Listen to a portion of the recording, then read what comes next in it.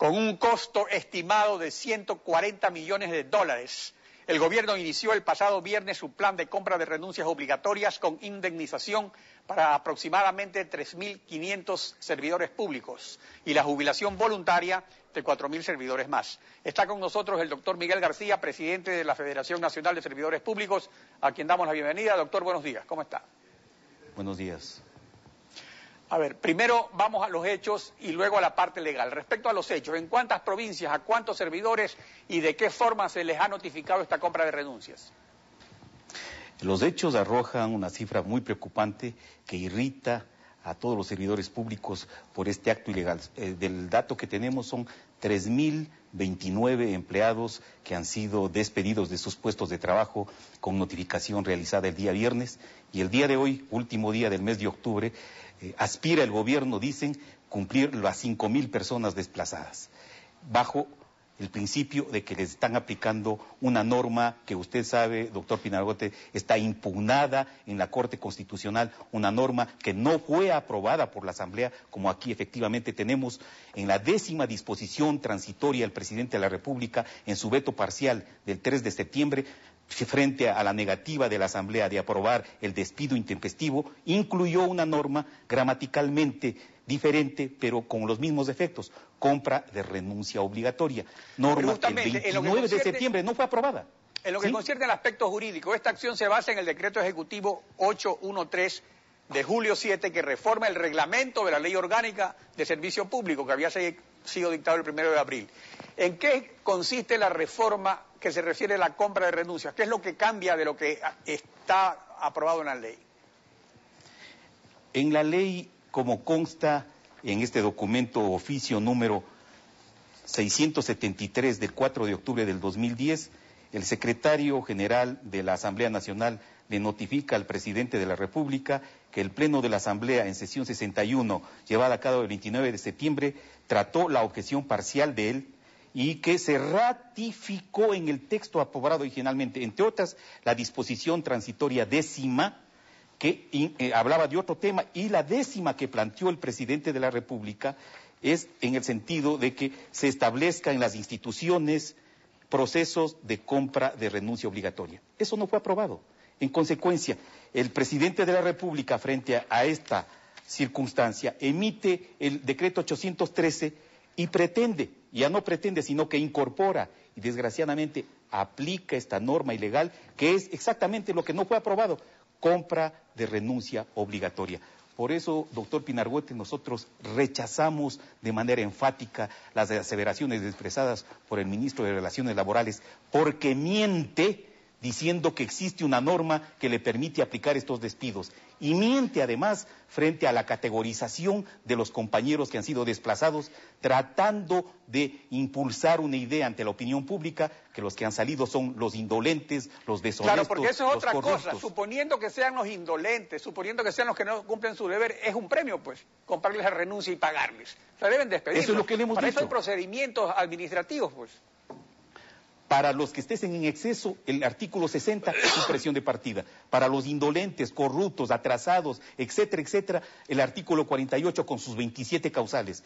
Para aquellos que no superen las evaluaciones anuales con más de 70 sobre 100, el artículo 80. Para aquellos que hayan cumplido determinada edad, el artículo 81. En consecuencia, existen las normas suficientes en la ley actual para realizar una reestructura ordenada y legal en el servicio público. Lo que se ha hecho el día viernes es un acto de fuerza, es un acto ilegal, doctor Pinargote, más aún cuando el presidente de la República, en su enlace 233, en el minuto 11 de ese enlace, determina que efectivamente conoce que hemos demandado la inconstitucionalidad del artículo 8 del decreto 813 y dice, a renglón seguido, hay que esperar que la Corte Constitucional determine cuál de las partes tiene la razón. Si hay que Ahora, esperar, hay otra cosa, no hay además, que aplicar. Que hay otro artículo, que es el artículo 47 de la Ley Orgánica, que trata sobre la cesación definitiva en el cargo, en los casos de renuncia, porque hay varios casos, pero sobre la renuncia se refiere. En el literal A dice por renuncia voluntaria formalmente presentada, y el literal K, que es al que se refiere el reglamento, por compra de renuncias con indemnización. Pero aquí en ninguna parte aparece la figura de la renuncia obligatoria, o sea, eso no consta tampoco en el artículo 47, que es el que hace las definiciones. Ahora, esa exclusión de la renuncia obligatoria, ¿fue una omisión accidental o respondió justamente a las negociaciones, a los consensos que precedieron a la ley, precisamente para eliminar la propuesta original del Ejecutivo que incluía el despido intempestivo y la jubilación forzosa? O sea, ¿cuáles son también los antecedentes que precedieron a la ley, incluso antes del veto? Cuando la Comisión de los Derechos de los Trabajadores plantea el 29 de septiembre la votación respecto de el informe del presidente y del veto parcial, divide los temas, y cuando analiza esta insinuación y petición del presidente de que se apruebe la compra de renuncia obligatoria, esta moción pierde y en consecuencia se ratifican en que no va a haber compra de renuncia obligatoria.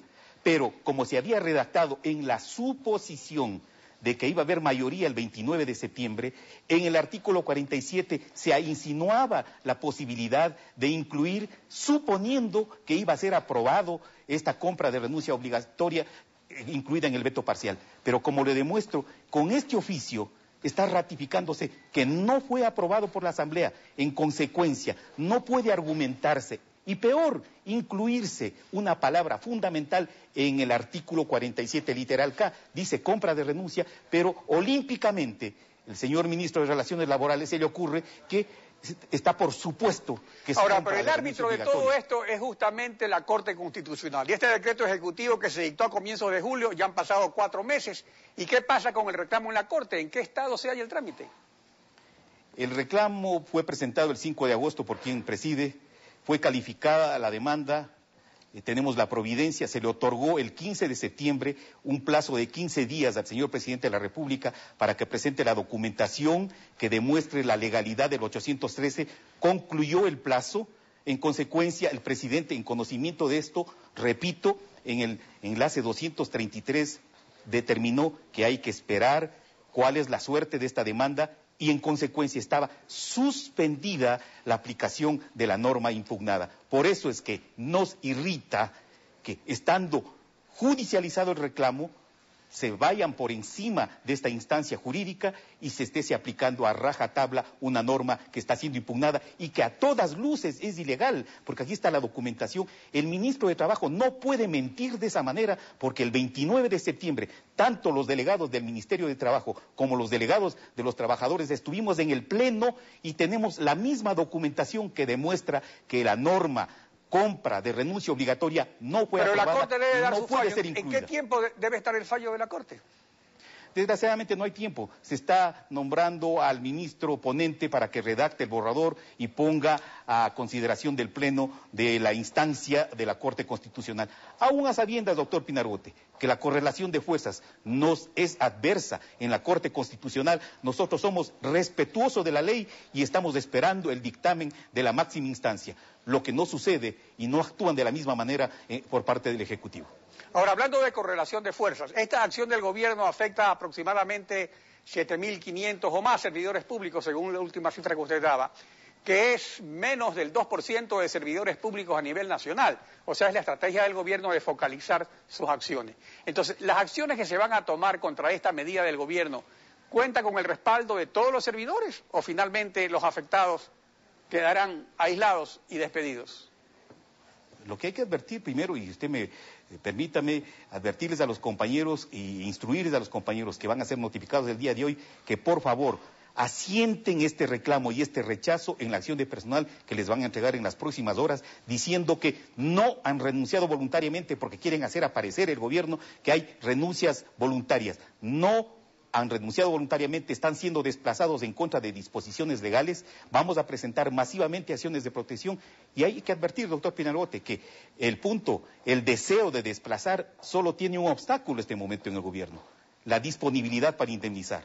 Alcanza para 5.000 o 6.000 personas con el presupuesto que se dispone este año y estamos alerta en ver cuánto ponen para estos efectos en la proforma presupuestaria del 2012. Pero lo que aspiramos nosotros es que así como el gobierno nos ha dado esta sorpresa desagradable, tengamos la capacidad los dirigentes y las organizaciones de organizar algo para en los próximos días darle una sorpresa de igual estilo. Doctor, al gobierno. muchas gracias por su participación en Contacto Directo.